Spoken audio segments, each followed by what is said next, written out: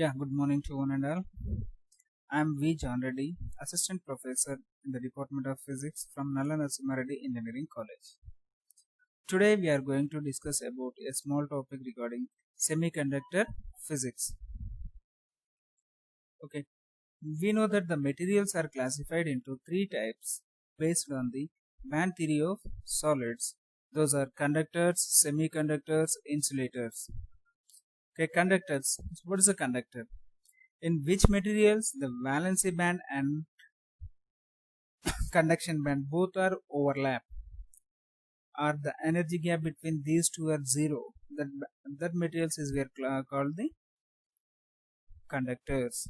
Conductors means the conduction band and valency band both are overlap each other.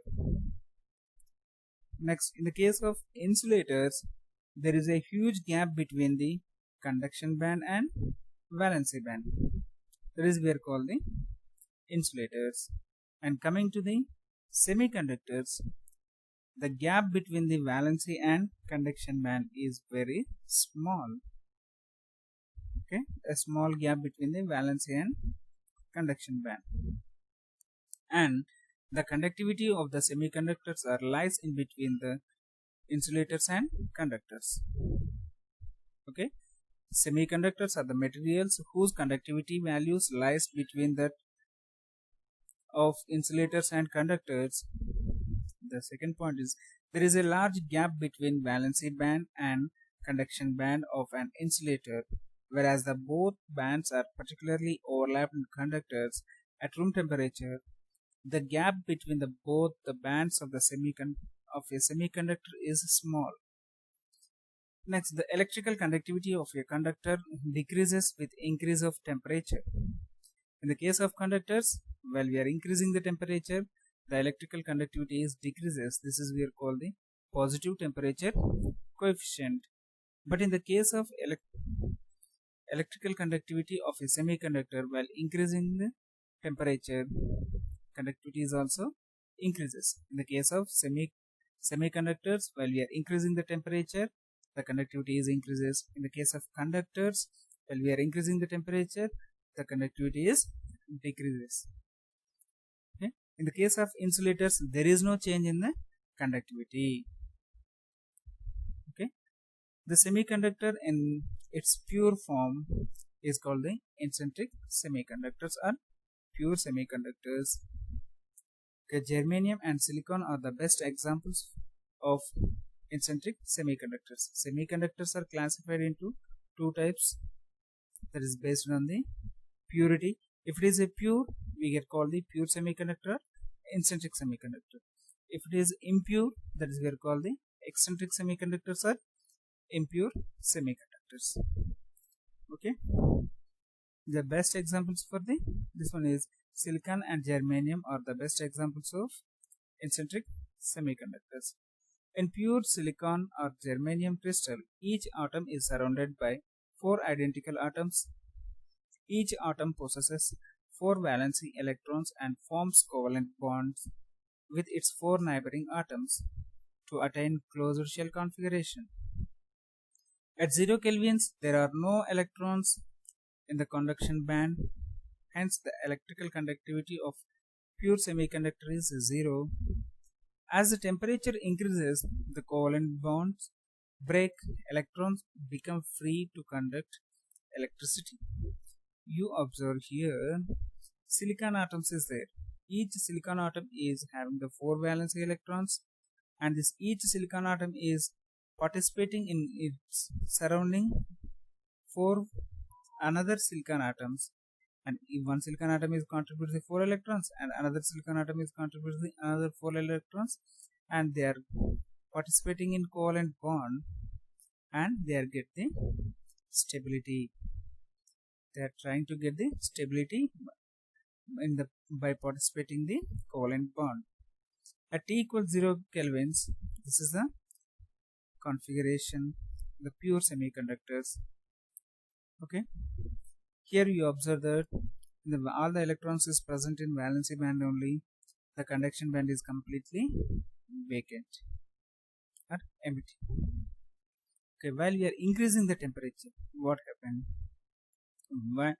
When we are increasing the temperature, the first these covalent bonds will be broken and the electrons is jump from valency to and entered into conduction band.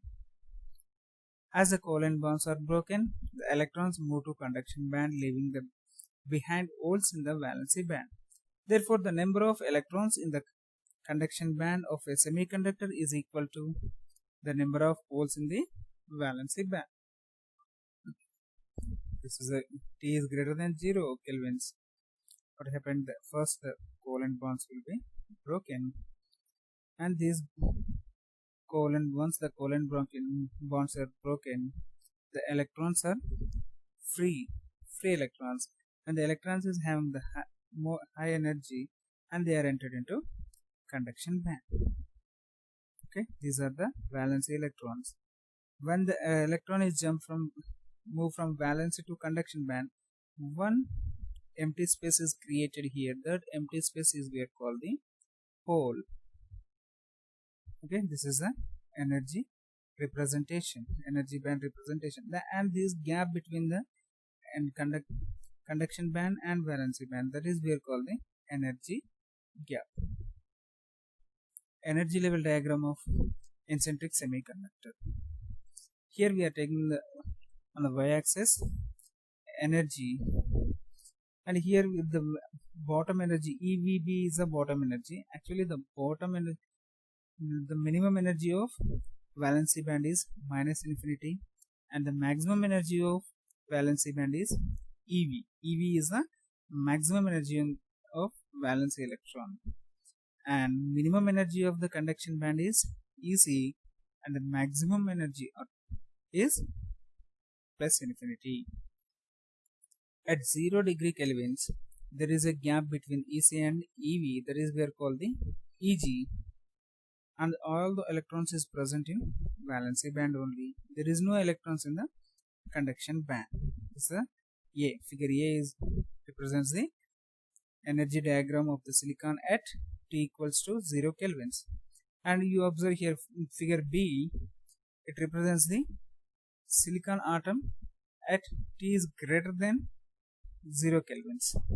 While we are increasing the temperature, what happened? That energy, the temperature, the thermal energy is absorbed by the electrons, and first the covalent bonds are broken.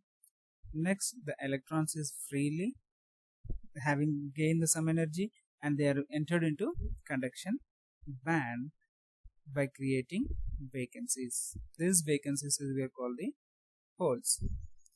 Okay, this is about the pure semiconductors or eccentric semiconductors.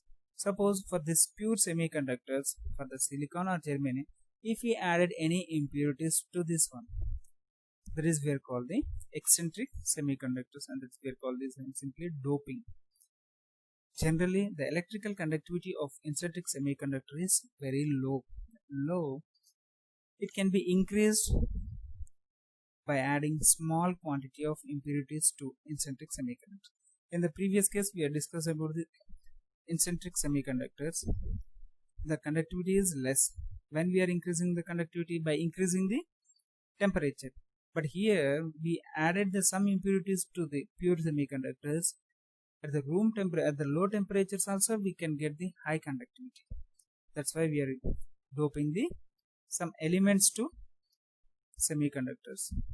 Those are we are called the eccentric semiconductors. Okay, the process of adding impurities to an eccentric semiconductor to enhance the electrical conductivity is called doping. The semiconductor formed after doping is called eccentric semiconductor. Eccentric semiconductors are of two types, namely p-type and n-type. Here also eccentric semiconductors are once again classified into two types. It's a p-type and n-type. That is based on the impurity atom. Which kind of impurities are we added to semiconductor? Suppose if we add the trivalent, we can get the p-type. If we add the pentavalent element to the pure semiconductors, we can get the n-type semiconductors. The first n-type semiconductors. When pentavalent impurity atom like antimony or phosphorus or arsenic is added to a pure silicon or germanium crystal, 4 of its 5 valency electrons from the covalent bonds with its neighboring 4 silicon atoms. The fifth electron of each impurity atom is loosely held with its parent atom, and it can be easily detached by supplying a little amount of energy. Okay.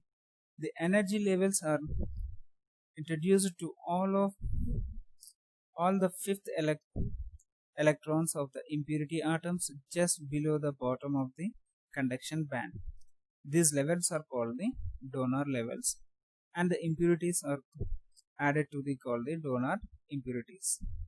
At the room temperature and the temperatures nearer to the room temperature, almost all the electrons in the donor levels jump to conduction band, but only a few electrons from the valency band jump into conduction band, leaving behind few holes in valency band.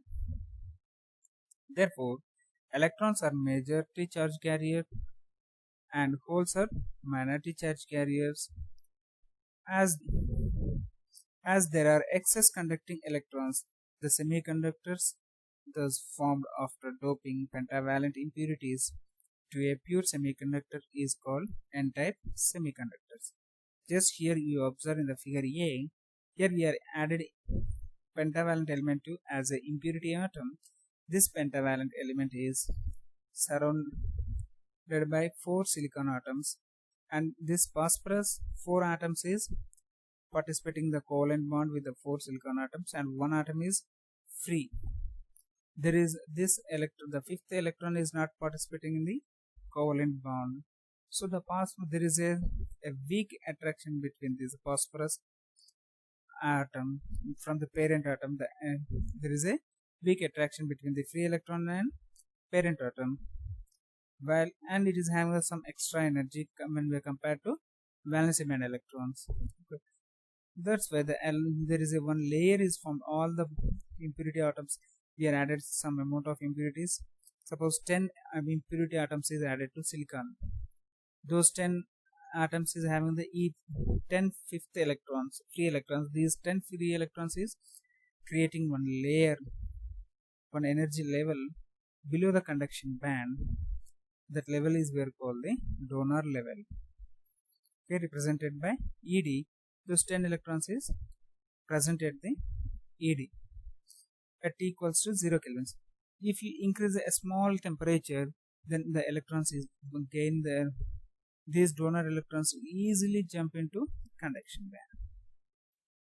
Okay, these electrons is easily jump into conduction band. And next, we are raising the temperature. Once again, the valence electrons is entered into a donor level, and from the donor level to conduction level. This is the n-type semiconductors. Next, coming to the p-type semiconductors. When the trivalent impurity atoms are added to semiconductors, we can get the p-type semiconductors. When trivalent impurity atoms like boron or aluminum or gallium are added to pure silicon or germanium crystal, each impurity atom forms the 3 covalent bonds with the 3 of its 4 neighboring silicon atoms. There is a deficiency of the electron to form the 4th covalent bond and attain closed shell configuration. Energy levels are created to the electron deficiencies just above the top of the valency band. These levels are called acceptor levels.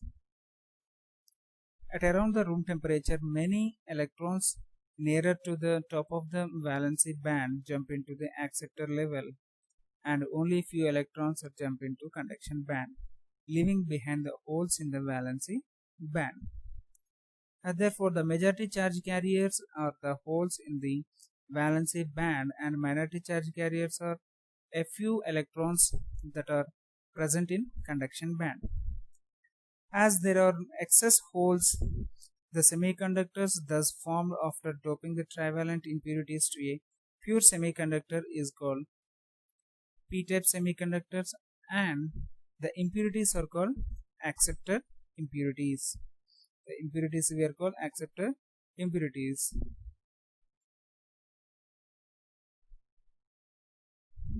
Sorry, here we are adding the, suppose we are taking the boron B, small mistake.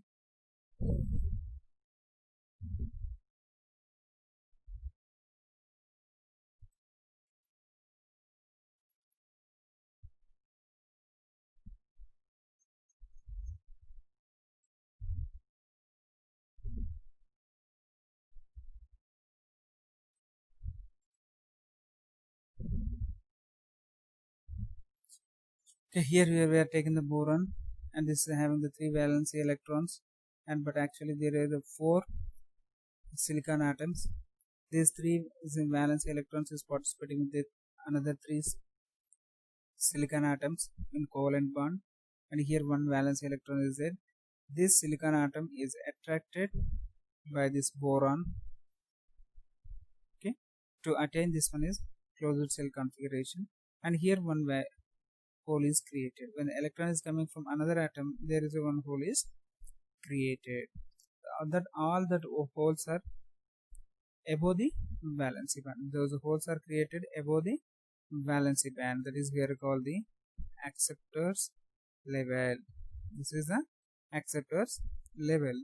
When we are raising the temperature, the first electrons is jump from valency band to acceptor level, and in the valency band holes are created. The majority charge carriers are here is holes. That's why we are called the positive. Holes means positive charge. That's why we are called the p-type semiconductors.